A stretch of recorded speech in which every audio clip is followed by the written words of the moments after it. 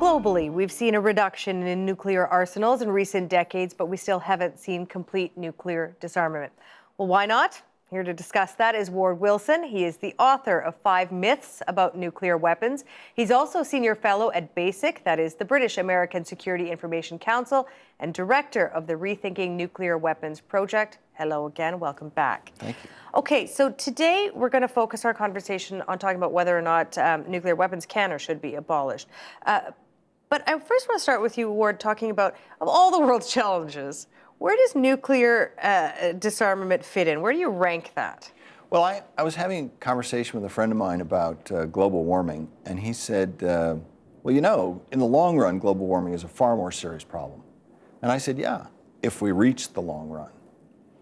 I mean, the difference between me and a lot of people is that I am kind of a war pessimist. I think human beings have been fighting wars for 6,000 years with distressing regularity. And although a lot of advocates for nuclear weapons say that these weapons have magically taken away our desire to fight wars or will be afraid to fight wars because we fear nuclear war, I think there's a real case to be made that war might happen. So I think if a nuclear war were to occur, it would be a catastrophe for civilization. Not the end of the world. There are 7 million people who live in the southern hemisphere where there are no nuclear weapons. But it would probably set civilization back for 1,000 years and, you know, be catastrophic for you and me and everyone we know. So. Okay, I want to get you out of your pessimism, but we're still Sorry, going to we're starting on a down note. You know, even, yes, you were talking about Japan and the end of World War II and Hiroshima and Nagasaki. We are 7 decades from that point, and yet, and many years away from the Cold War now. 2 decades, I guess. We are more than 2 decades. But yet nuclear weapons still have this, I don't know, sexy status. They're still seen as powerful. Why does that sort of maintain itself? I mean, why do we still see nuclear weapons as having a powerful status?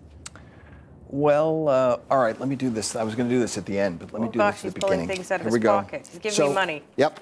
I think the answer to that question, people sometimes come to presentations that I do and they say, Ward, you know, you're a really nice fella. That's a really nice suit you wear, and this is an interesting presentation. But Eisenhower said nuclear weapons are important. De Gaulle, Khrushchev, Stalin, generals, politicians. Thatcher, Nehru, I mean, Kennedy, yeah, everyone, yeah. The whole 9 yards. And so even though this is a very interesting argument you make, they all say nuclear weapons are important. And why should we believe you instead of them? And it's a fair question. But I think the answer has to do with this. We struggle to get this. We spend long hours away from our families. We work overtime, and people die in dark alleys because they won't give up this. But this is just a piece of paper with some ink and numbers and a picture on it. This has no intrinsic value on its own. If you were on a desert island and you could have one wish, would you wish for a great big stack of these, or a Swiss Army knife, or some fishing line and a hook? And I think the reason that we give money value, we agree together to make it valuable. And I think the same thing happened with nuclear weapons. We have decided that nuclear weapons are the currency of power. The US decided it first, and then other nations came along. And as a result, everyone in the world, politicians, everyone says nuclear weapons are a big deal. But the reality, when you look more closely, is that they're not very useful weapons that are extraordinarily dangerous. And it's not clear whether the danger outweighs the usefulness. We're not on a desert island. That 20 will do me just here. Okay, back to nuclear weapons rather than talking about currency in a sense. When we look at military prowess, you know, how important or how essential is a nuclear arsenal to a country's military prowess? Well, look at what the Russians did in Ukraine last spring. The way they started out in the Crimea and in the eastern Ukraine was by infiltrating troops with no insignia on their arms across the border. Well, and a lot of people have been said in the newspapers that if Ukraine had only kept their nuclear weapons, they'd be safe today. But think about it. What are you going to do with a nuclear weapon if guys infiltrate across the border and start taking police stations? You're not going to nuke the police station and kill the guys and kill all, tens of thousands of civilians and then have nuclear fallout blowing back across Europe. The problem with nuclear weapons is that they are too big for almost any potential useful purpose. So I argue that yes, they're big and they seem impressive, but they're actually not that useful.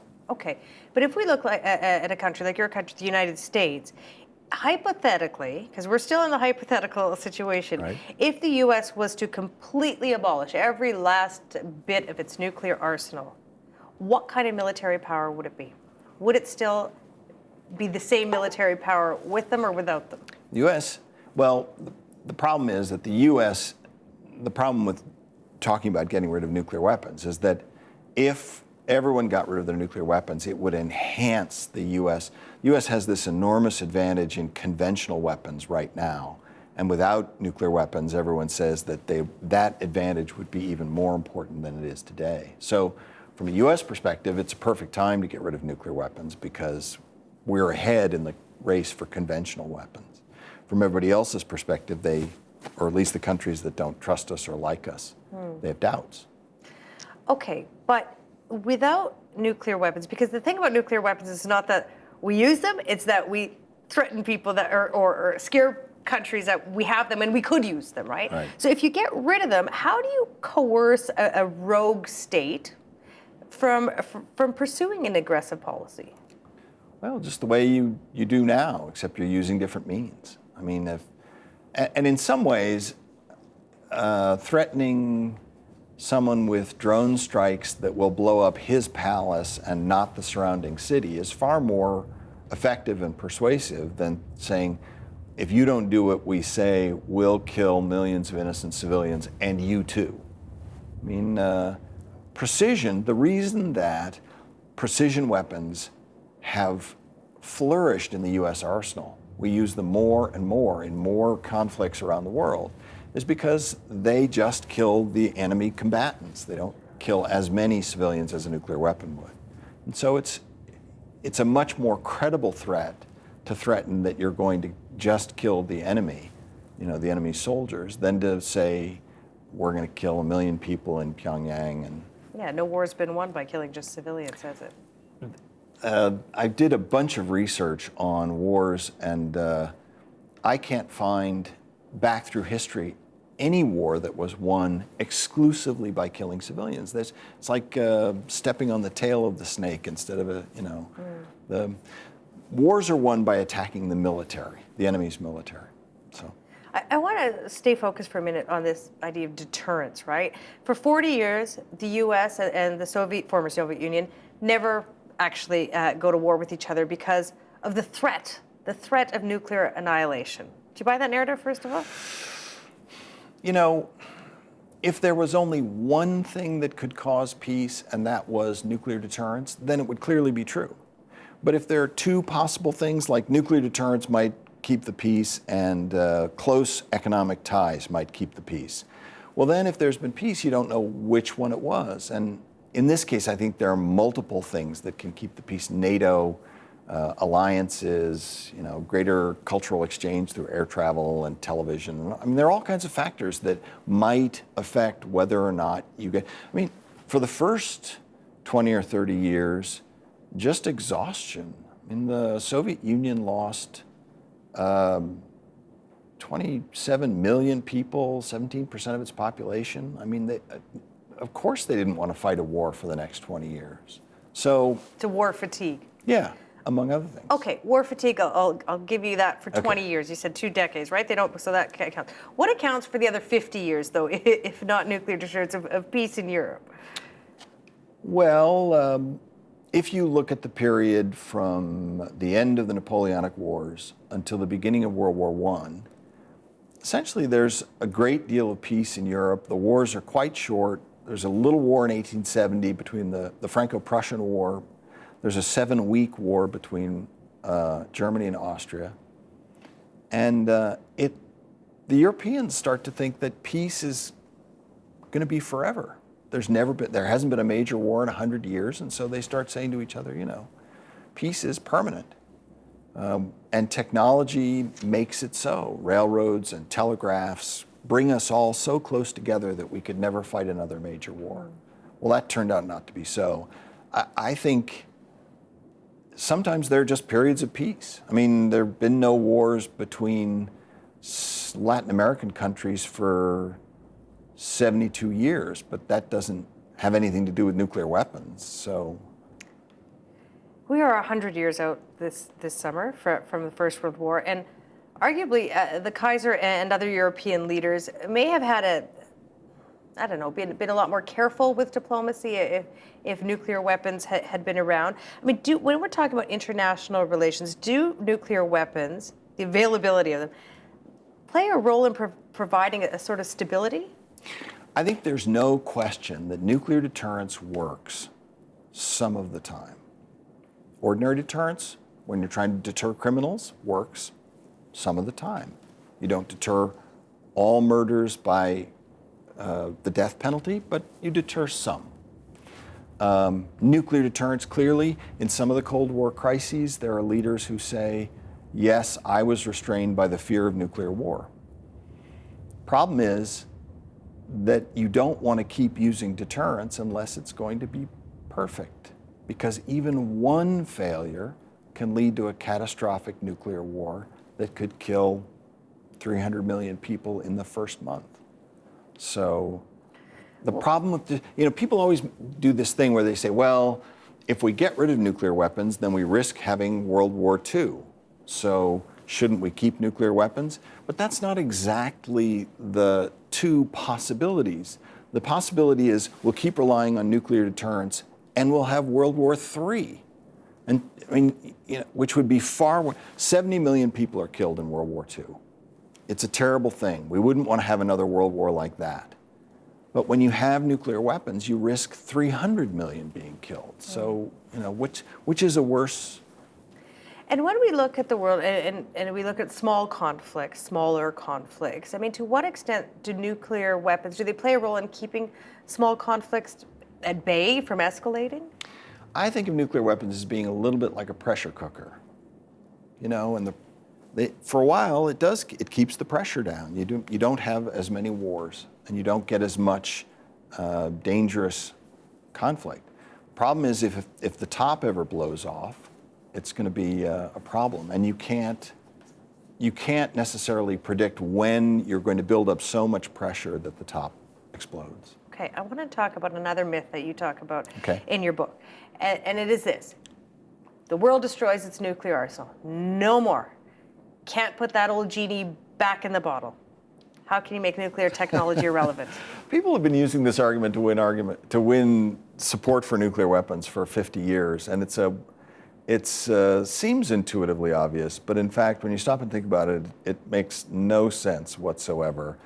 The fact is, technology goes away all the time.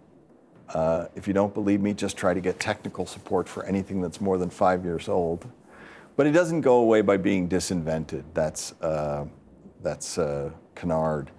It goes away one of two ways. Either better technology comes along, or people realize they had stupid technology and they give it up. In the book, I talk about this helicopter, one-man helicopter invented by the US military called the Hiller VZ-1. It's a little platform about 6 feet in diameter and has a helicopter blade underneath. You can lift a single soldier 20, 15 feet off the ground. But that technology never caught on because people realized that what you were doing was exposing that soldier and making him completely defenseless. It was stupid technology. And so the notion that we can't get rid of nuclear weapons because we can't disinvent them is entirely true, but it's also completely irrelevant. No technology is ever disinvented. The question is, are nuclear weapons useful military technology? That will determine whether we get rid of them or not. You want to answer that? I don't think so. I think that they have some limited uses. If you have an invasion fleet that's tightly packed over the water, you can blow it up. You don't get much radiation because you're over water rather than over land. But the danger is so great from these arsenals that the utility you get from them doesn't balance out. I think we always thought that they were really useful and kind of dangerous. And most people now think that they're still dangerous, but a little less useful than they are. And so in 100 years, we'll get rid of. And my estimate is that they're just, they're not very useful at all. They're big and clumsy. Okay, again, going back to the idea that countries want to get rid of their nuclear arsenal. I mean, what are some practical things nations could do to eliminate them? Well, they could. Obviously, the problem is you can't. It's very difficult for countries to unilaterally disarm, and probably dangerous. So you need to have a series of agreements that bring all the arsenals down together. You need much better inspections. But right now, inspections are a problem because nuclear weapons are the magic military technology. But if they're just clumsy 70-year-old technology, then having people come in and inspect is not that big of a deal. It is interesting that you say that they're sort of still the marquee technology stuff, but if you look at conflicts that are going on around the world, we don't have the same discussion of the threat of nuclear weapons. If you look at obviously conflicts in Africa, but even the U.S. conflicts, Afghanistan, Iraq, our sort of rhetoric about nuclear weapons and the threat of using them seems to be diminishing a bit. I think that there's a growing appreciation. If you look at the history of nuclear weapons, you can see in 1945, everyone thought that nuclear weapons were the solution to every problem. James Burns, Secretary of State, says, well, you will always win your diplomatic negotiations because you have nuclear weapons. There'll never be a war. No one will ever attack you. All these different things that nuclear weapons can do. And over time, we've come to realize that's just not so. The history of nuclear weapons is the constant shrinking of our estimate of the value of those weapons. Burns goes to Europe and negotiates with the Soviets over the shape of Europe, and they don't budge. The nuclear monopoly doesn't affect the diplomacy at all. 1973, the Israelis have nuclear weapons. Everyone knows it. It's been reported in the New York Times. And yet, that doesn't deter the Egyptians and the Syrians from making war on Israeli forces in the occupied territories. 1982, Argentina attacks the Falklands. They call them the Malvinas. British have nuclear weapons, but that doesn't stop them. So now, today, experts say, well, nuclear weapons are really only good for one thing, and that's stopping nuclear attacks. So I look at this history of constantly shrinking value, and I wonder, well, maybe, I know they say now they have the value exactly right, but maybe the value is even smaller. Given what we've been talking about, what you've been explaining, Ward, I mean, why do these myths sort of endure? Why do they keep lasting? Well, myths endure because they're comfortable. Myths endure because they work for us. The U.S., we like to think of ourselves as these amazing inventors who make miracle weapons, So the French like to imagine that they're a great power still because they have a nuclear arsenal. So I think that And the currency, once something becomes the currency of power, then people don't want to devalue it by talking trash about it. So, And if we look at so-called rogue states, places like North Korea, Iran, we know what nuclear weapons can do and what makes them so attractive to hold. These countries know that as well. So how do you convince a country like North Korea, hey guys, how about abandoning, your quest and your desire and your trying to get nuclear weapons in its program? well, I think we can't. I mean, the U.S. can't persuade North Korea. But what you do is you get the Chinese. If you get the Chinese on board, they can lean on the North Koreans. They supply a lot of their electricity. They're their ally. So, and I think it's absolutely true that working towards a ban is a complicated political, diplomatic process. But I think the key first step is to realize that they're not magic weapons. If nuclear weapons are magic, then disarmament is impossible and proliferation is inevitable, because who would give up magic weapons? Who wouldn't want them? But if nuclear weapons are clumsy, blundering, bull in a china shop, expensive, 70-year-old technology, then it's a much different problem to try and get rid of them.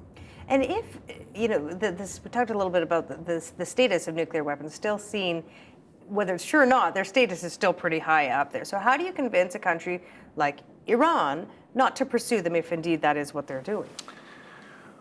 Well, my opinion is that Iran wants the capability to build nuclear weapons. I think Iran is a harbinger of another kind of problem that we're going to have. I think that increasingly countries will see nuclear weapons as useful political symbols rather than real military weapons. So the nuclear-armed countries always say, no one really wants, we're never actually going to use our nuclear weapons, they're just for deterrence. So if you could build this kind of weapon that's, it's only about $1 billion to build, and you don't ever have to think about it as a military weapon or, worry about its use, and you get all this political benefit from it, well, of course you're going to want to build them. I think that's what Iran wants. To me, they don't really want the weapons. They want the prestige of saying that they can build the weapons. I've sat in meetings with Iranian diplomats who have said, Iran already has the bomb effectively, so you have to treat us with respect. So I think that the way to persuade Iran that they don't want nuclear weapons is for nuclear armed states to devalue them, to say, well, these are old weapons and we've moved on, we've got these high-tech weapons, and you may want to build those old outmoded weapons, but why would you waste your money? Earlier in the conversation, you raised, a litany of world leaders who say nuclear weapons are important. And I want to go forward by first going back. If you'd written this book 10, 15 years ago, I think people would say, Ward Wilson, he's a bit of a nut. He's a bit of a wingnut. He's wrong, absolutely wrong. So fast forward for me, 15 years from now, we're sitting here having a conversation about nuclear weapons and their role in the world. Are we still talking about the myths that still endure? Or are we getting past that? It's an interesting question. 15 years from now, so let's imagine a world in 15 years from now. The United Kingdom has finally given up its nuclear weapons because they're 10% of their defense budget. They've realized they need to have forces that they can deploy around the world so they can still have a special relationship with the U.S. The United States and Russia have brought their arsenals down further, and they're now in multilateral discussions with China, France, India, and Pakistan to talk about going down all the way to zero. There have been, I think the example of what the Russians did in Ukraine has persuaded people that the future is in stealthy warfare, where you sneak people across borders, or at least they've seen how nuclear weapons weren't powerful in that situation, or would not have been powerful in that situation. So I think it could well be a very different world. And the thing to remember is that, if nuclear weapons are the currency of power, the thing to remember about currency is it can crash overnight.